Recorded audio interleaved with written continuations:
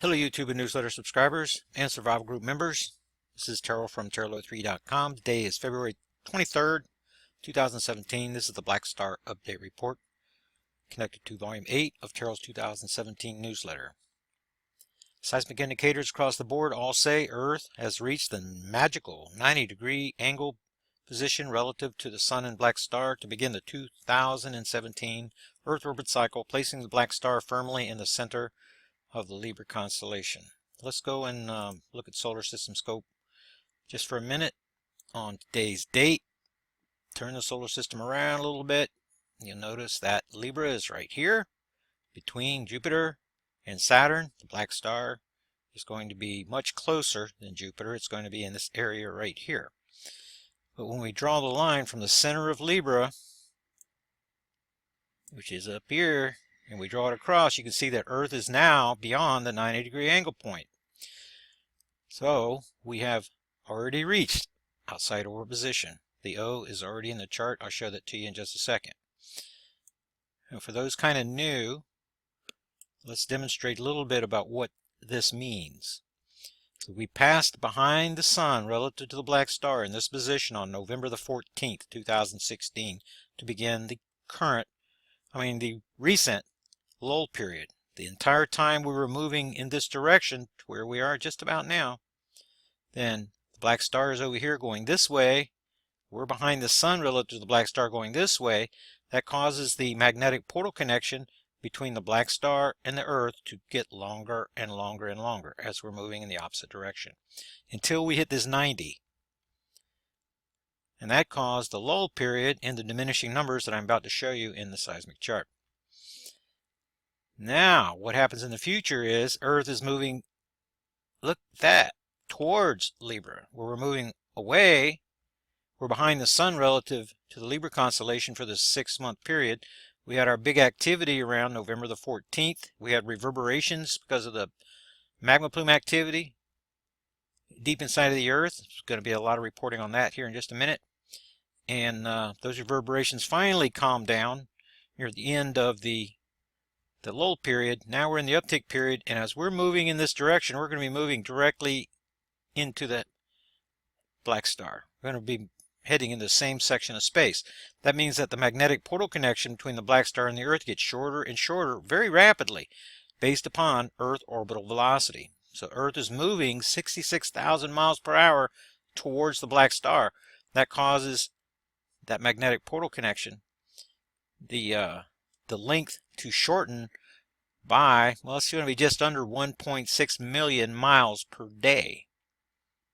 Very dramatic as we're moving towards the Black Star. When we get into the end of March, April, and going into May, you're going to see the transition from April to May will be the peak of activity. When we're around here, you can see the calendar right here, April the 28th. Big time, right through here, big time. So it begins gradually, but you will notice the gradual uptick and then more intensification as we come around in orbit a little bit further. So that's the reason why we already reached the 90. When we put it back on today's actual time where the Earth is right now, right there, then when you draw the line, you can see that we're beyond the 90. Now let's head back over here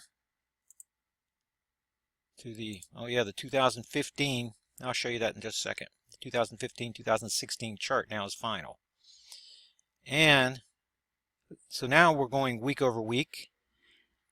What's year-over-year values for week number 1. And you'll notice that it's not the same calendar year because the new orbit cycle begins about 2 weeks later, almost 2 weeks later. So once we travel through time for enough years, then we have to subtract a year, and that's what we just did. I'll show you that. Gets us right back on track. Because of the difference between 2 weeks being 14 days and the 188-day cycle adds 12 days.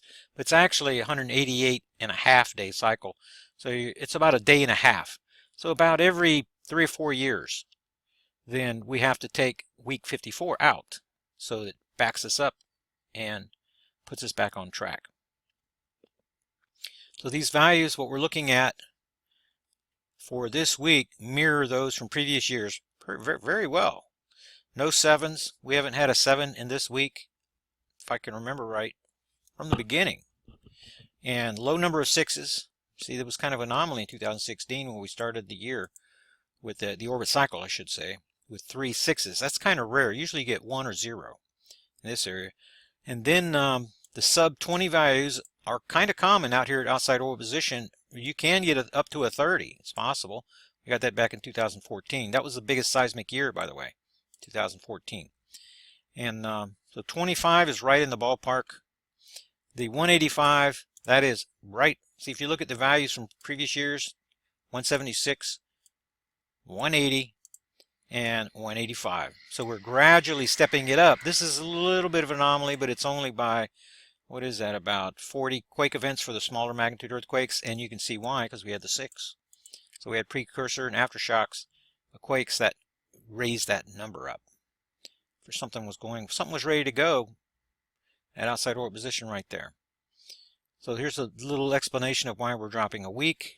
There's a link to the finalized 2015 chart, and I can show you that right here. This is what it looks like when you wrap up the end of a cycle. The final week, instead of 54, is going to be 53. This is the seismic data for 2015 and 2016 put together, and it's very similar, obviously, to 2014 and 15. And we do this, it's done this way for a reason. So we're at the end of the cycle here. We had a 54 the year before, but then we had to subtract this week from the chart. Get down to the bottom here, then we can see what's happened here recently. And the thing that sticks out in my mind is over here on these 2.5 to 4 magnitude earthquakes. This is 3 weeks in a row where we had sub 200s. Have to go back and look, but that might not have happened before. And if this was anywhere but outside orbit position, then these would be red values. But this is sub 200 is common outside orbit position. And these were, we weren't all the way to the 90 yet, and we had 2 of these low values. They earned red values for being so low. And for me, this is a sign. This is not a good sign. Extreme low values come before the higher values. This is, to me, pointing to a highly active Earth change uptick period that's about to take place. And all these other values, they're right. I mean, if you look at what we had last week, there was some debate about whether this was going to be the O position. Couldn't imagine going much lower than 166, these values, but we did. So we had 2 6s, we went down to 1. We had 32 of the 5s, we went down to 24. That's telling me that we were still on the decrease at least until the 18th. See, now we're at the 23rd already. Remember, the reporting period ends. It runs Saturday.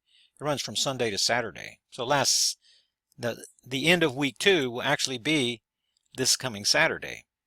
It's using a little bit of, this is just the way the tracking has been from the beginning.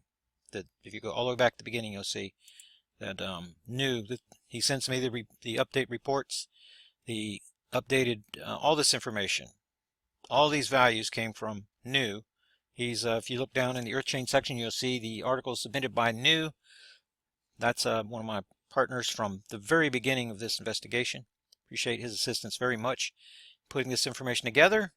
And yes, we know that the USGS are liars. We know that, just like NASA, Jet Propulsion Laboratory. They're all liars, but they're consistent liars. And you see, we anticipated the low values at outside orbit position, and that's what we got. So same thing, see the sub 200 values here. 43 was a little bit out of place there. But the low values, so the low, we're going to have our highest value in the 12th through the 14th week of this cycle. It's going to happen that way. Yes, they can fudge on the data, but they cannot eliminate everything. So the point needs to be made, if you do not understand, that we're following the patterns, the seismic pattern, more than predicting particular events. It's the pattern that's important, and we match that pattern with what's going on down below in the magnetic North Pole migration pattern. It's the pattern that we're looking for.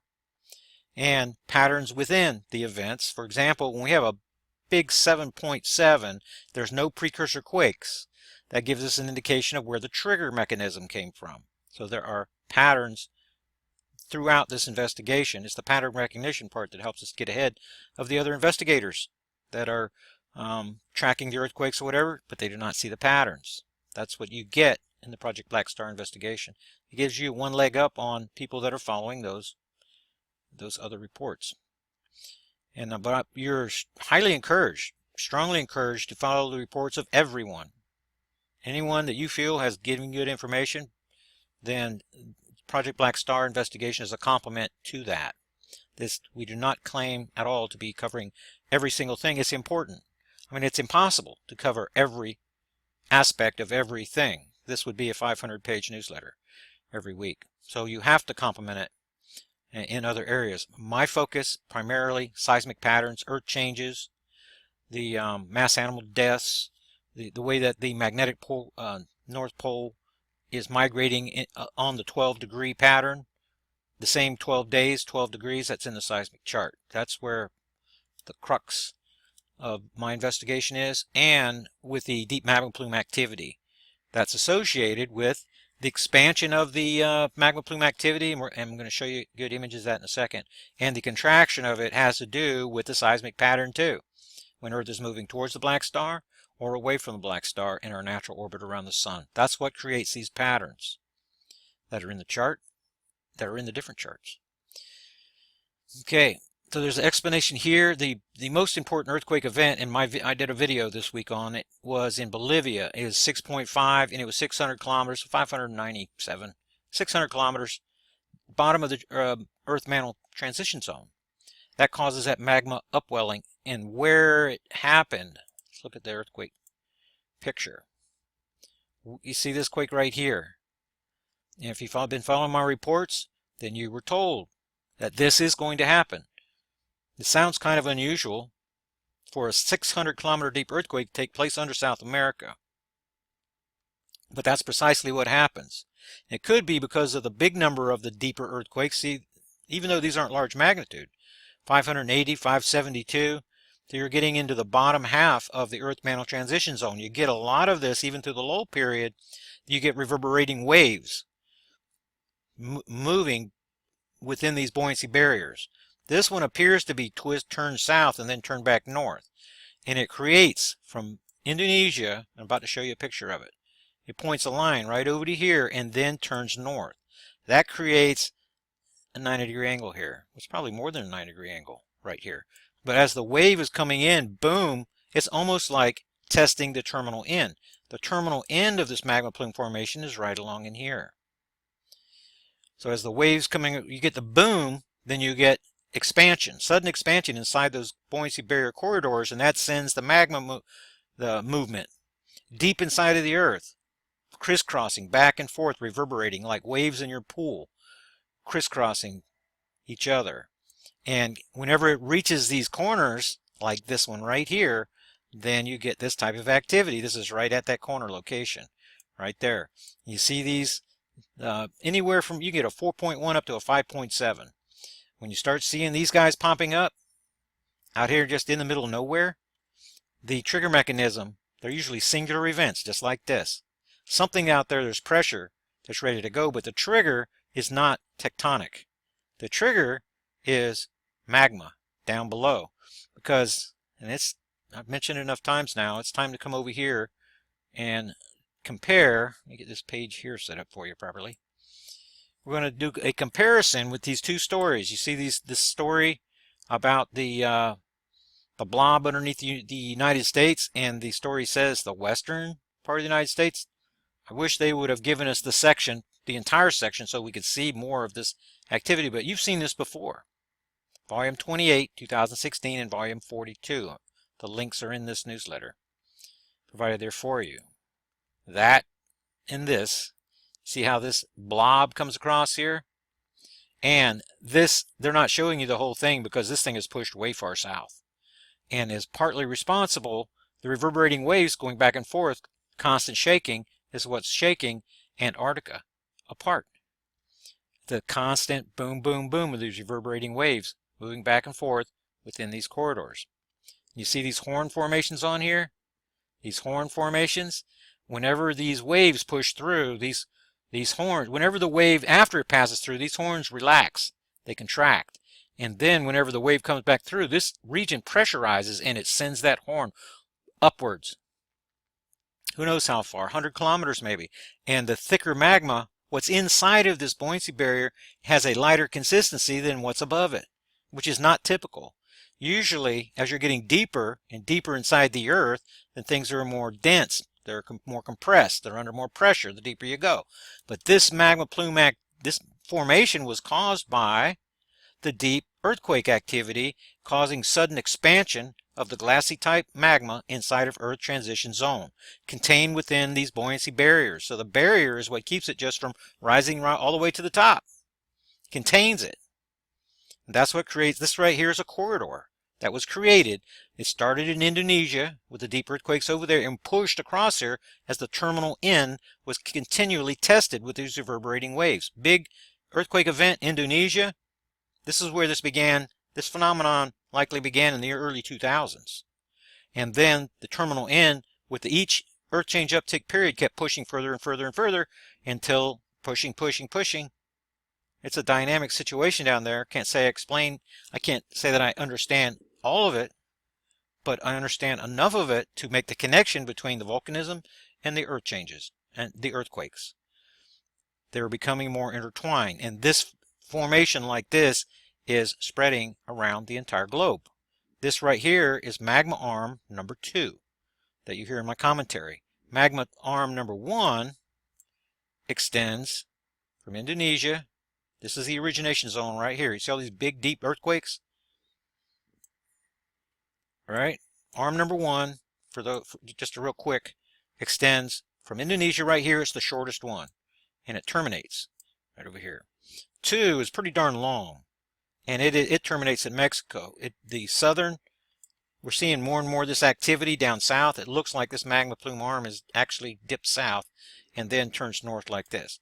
Number 3 extends from Indonesia. They all extend from Indonesia across this northern side.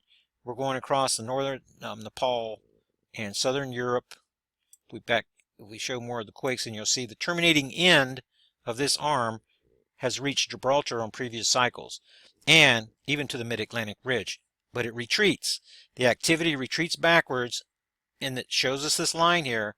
If the earth change low period was longer, it would retreat even further back further. But you get this activity in Italy, in France. You have a new volcanic eruption in France because the terminal end of this arm has retreated. So whenever you get this activity in Indonesia, you get the magma waves pushing through here, and it's the buoyancy barrier corridor is constricted. It's smaller because we just went through the low period. It's tightening up. So here comes the reverberating wave all the way through. Boom, it hits the terminal end right here. The horn formation pushes upward, and then the magma displacement causes pressurization between the magma plume formation and the crust. And then if there's a regional volcano right there, boom, that's where the pressure relief mechanism is. So we had recent eruptions in this area because of this magma plume arm coming across. Number 4, and this is very easy to see with the different adjustments. If you go to just the 4 magnitude and above for the last month, you'll see a line of these babies tipping back through there, and it looks like arm number 4 is trying to connect with arm number 2 right in this area right here. That's not good whenever these guys start making one gigantic formation. So what we have basically is a 4-armed octopus, and the center of the octopus is right here. Arm 1, arm 2, arm 3, and arm 4 that reaches down this way. The new volcanic eruption in India is because of this activity and this activity. India is located between arm 4 and arm 3 right here. So you get enough of this activity, the magma is looking for somewhere to go. Disturbed. It's looking for somewhere to go. And pressure relief.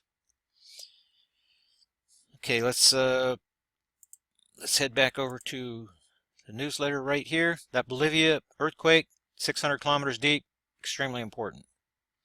And coming this early is disturbing.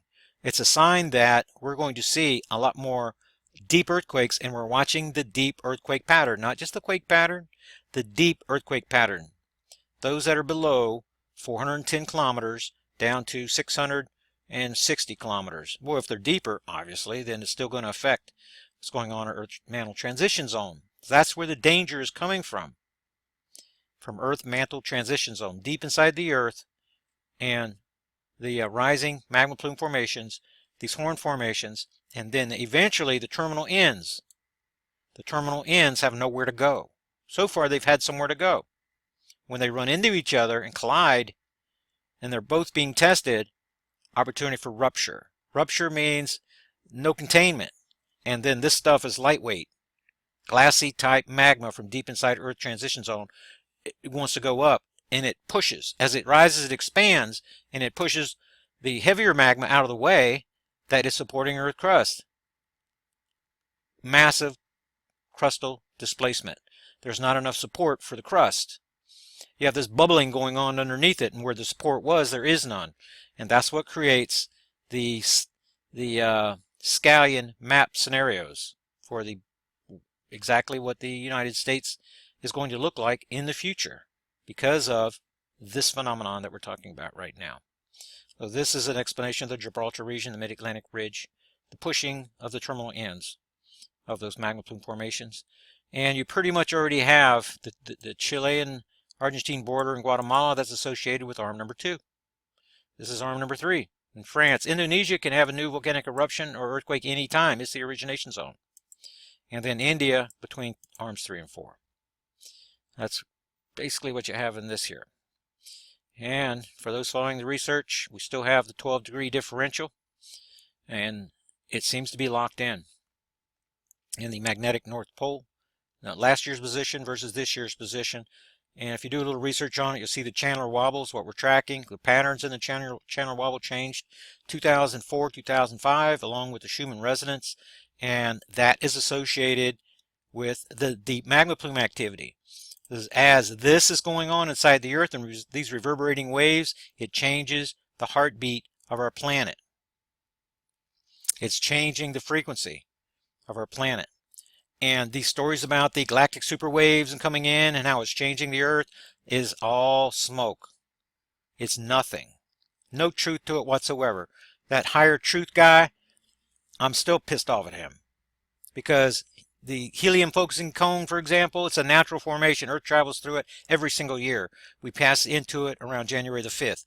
I'm sorry, December the 5th. Every single year. It's a natural phenomenon. It's helium, for goodness sake. And he's got catastrophe going to happen because of it. And then he comes out with this galactic wave that's coming off the center of, well, it's just a whole bunch of hype and nonsense and stupidity. So I go over there and show everyone, and I was right. And the higher truth guy, he's not a higher truth guy. He's either a paid shill or he's somebody's dupe. You can decide for yourself which one is more dangerous. But that he cannot debate me on the science. He's putting out disinformation, fear-mongering and stuff, which people can say mine is that too. But this is based on the science. This is not just pulling, stuff out of thin air. This is what's happening right here. And the answer is to be smart and to prepare for what's coming. There are safe zones. There are places that you do not want to be, and you need to know what the difference is. So that's part of the program. So that was on my mind because one of the subs was writing me about the higher truth guy and this and that. There is no explanation. There's no need for me to explain. Went over, a sub sent me the videos, and I went over and looked at them, and they were nonsense, and I made the comments, and the higher truth guy got irritated. And he knows he can't debate me on the topic, so what else is left? You start attacking your debating opponent, and you try to demonize him, and then you go back to doing the same junk that you were doing before, and people think that you achieved something when you actually achieved nothing, right? So that's all the explanation on that, of what's going on with that guy. So people say, well, you need to work with this guy. No, we do not need to work together. This is my perspective. He's got his perspective. I think he's full of nonsense myself, but if you find value in it, head over there and stock up, and more power to you. So we still have this 12-degree differential, and it's a 12-day delay.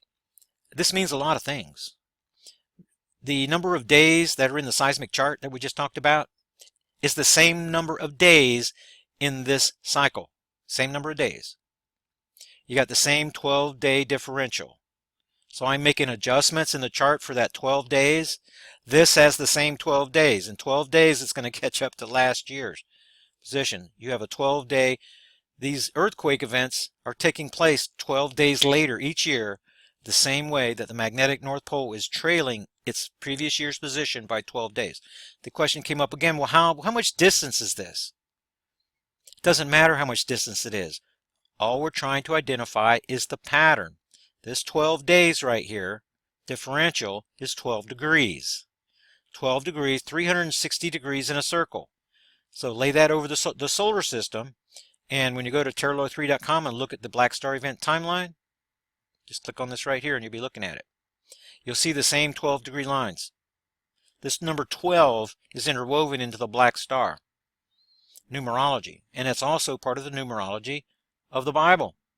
Number 12 pops up everywhere. 12 tribes, 12 this, 12. There's 12 golden pans in the tabernacle. In the tabernacle of Moses. 12, number 12.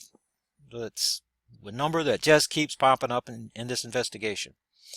And so this continues, and it appears to be locked in.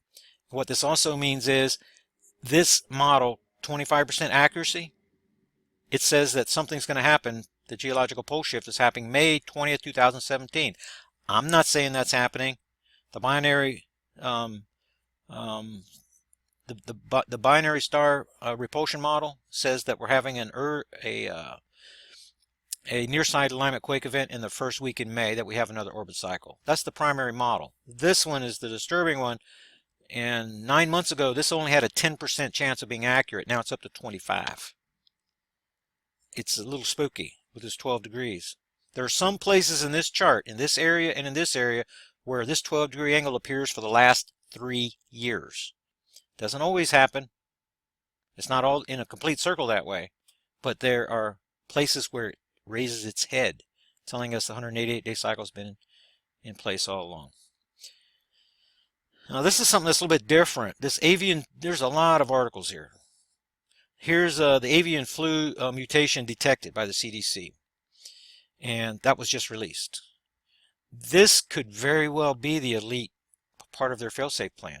This thing, they may already have the mutagen that transfers, that causes this thing to mutate into a super strain. They might already have this in place. This is something that we really have to watch, because this can lead to quarantine, roadblocks, and martial law. And this is what I expect for the elite to do if this is the year. If this is the year coming up, this is the event, then they are going to release that contagion. And it's going to be havoc, chaos, mayhem, pandemonium around the planet. Because whenever this guy mutates, it has the potential of killing 99%, over 90, let's just say over 90% of the people on the planet. It has the possibility. This is one of the most deadly kinds of flu that there is. And if it mutates and becomes a super strain, and humans are susceptible, and it becomes airborne, and we can give it to each other, then that's kind of what the elite are looking for, because there's going to be so much deployment of military, National Guard, and everybody else, all hands on deck for containment. And we're not just talking about containment of the flu, we're talking about containment of human beings. And that's what can separate you from getting to your safe zone location. We have to watch this very carefully. Then this magma plume deal is what I was already showing you, the connections between this and this, what's going on underneath the United States. So this deep magma plume activity it's already under the United States. It's already under Cascadia, and they're not showing. The story even says under the western United States, and they're not showing you this key area. This is where I really want to see how the magma plume activity is growing under Cascadia. It's not as detectable under Cascadia because of the pressure between the plates. They're pressed together so tightly.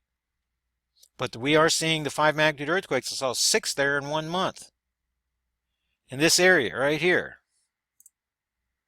In this area right here. Remember how this used to be a dead zone? If you've been following this investigation for years, this was a dead zone for years. There was no overlapping circles here. And if there were, if it began to look like this during the peak of the uptick period. We're just beginning the uptick period, and this is already overlapped.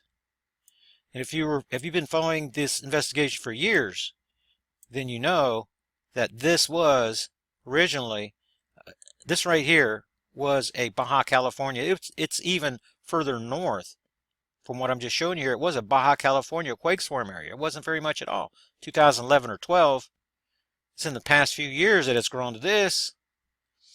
And what we don't see yet are the depths. You see the depths of these earthquakes, how they're marching around? This has just started. They're marching north already. You can see them right here. This is the associated with the magma plume activity. These are only, this is almost 400 kilometers deep. So it's not quite there yet to the transition zone. Same thing over here. This deep activity. And look at the flatness right here. This is the convergence zone. The origination zones over here in Indonesia and Catty Corner across the Pacific Ocean from southwest to northeast is right here. And these magma plume arms are going to converge right here later in the timeline. And with fervor, we're already seeing, I should not be making this report still in February, of the deep earthquake activity in South America. This is definitely going to continue to go north. You're going to see more of this type of activity coming up this way. We're going to see how far the terminal N, that's at Mexico, pushes north, moving through this period. And we're going to watch this deep activity like this continue to move through the Aleutians. New volcanic eruptions are going to be happening over here.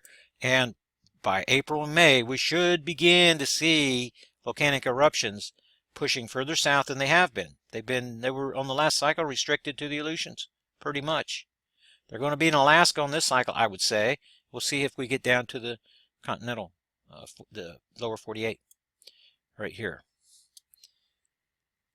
Let's see if we had that. Yeah, there is some peripheral activity here. It took place just about a week ago when we're still at the bottom of the lull around. And this Oklahoma quake swarm area, I think Dutch Sense is going to have a harder time making the case for fracking, of this being related to fracking.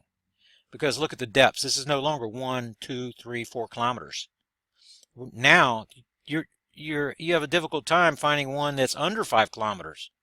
And the wells that the fracking wells that they drill, they only go down a kilometer or so, and then they turn 90s, maybe a kilometer and a half. So with the crisscrossing substrata that's part of this region, I want you to tell me how you create an earthquake that is 7 kilometers deep when you're only drilling a kilometer or two. That is impossible. That's impossible. What he is trying to sell there is impossible. Fracking is going on throughout the United States. Why is it all showing up in this one spot? It's because this is a foot formation on the North American Craton, and you have shifting pressures from Pacific going to the Atlantic. And that foot formation is under pressure. That's what's causing this activity. It hasn't gotten deep, deep, deep yet, but I anticipate that it is later in the timeline. The average depth of these events is getting deeper with each cycle. That's an important pattern to watch right there as far as the United States goes. I'm not saying there's going to be a major catastrophe here either. This is just an indication of what's shifting, the pressures that are shifting from Pacific over here to the Atlantic. Let's get back to the newsletter.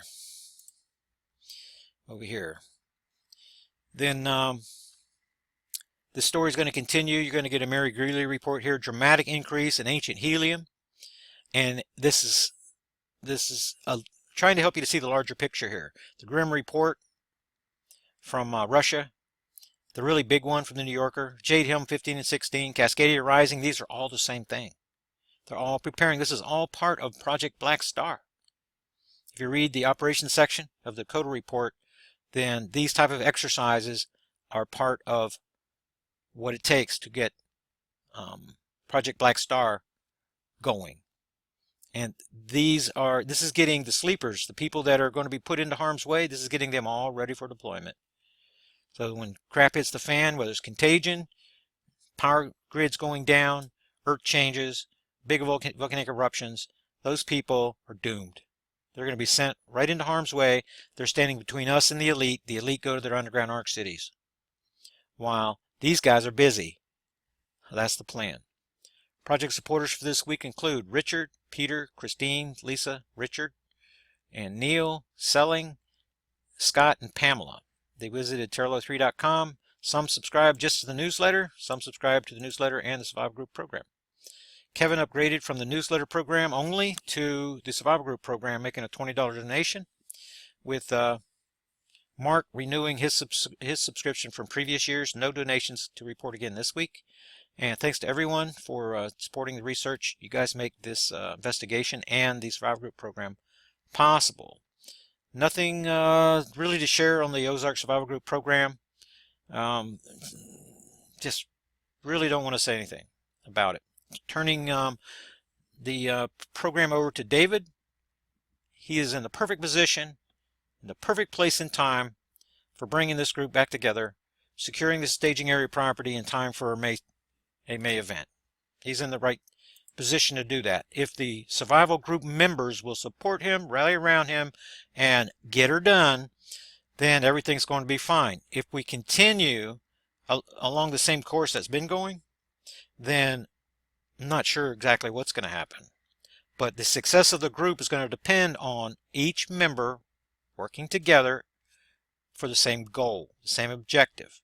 There has to be some togetherness with the group. Whether you're starting a church, whether you're building a corporation, or whether you're building a survival group, the team has to work together. If there is no cohesion and the singleness of mind for meeting the objective, which right now is to, I've been saying this for months, secure staging area property.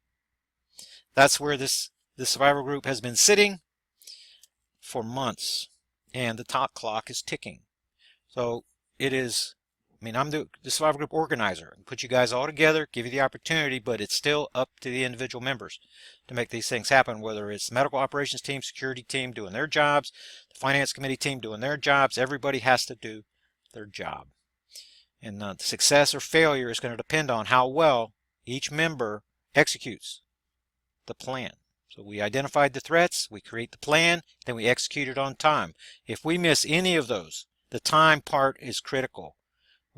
If we're not in position in time, then chances are it's going to be unsuccessful project. But the group has to want it. Me and David wanting it more than the group is just the cause of a lot of frustration. The group has to want it, pull together, and David is the man. He's the guy in the position to make those things work. Then looking at the time, probably should cut this thing a little bit short. There was a Black Star News update on that deep earthquake event. You've already got enough about that. And then the blob, Pacific Ocean.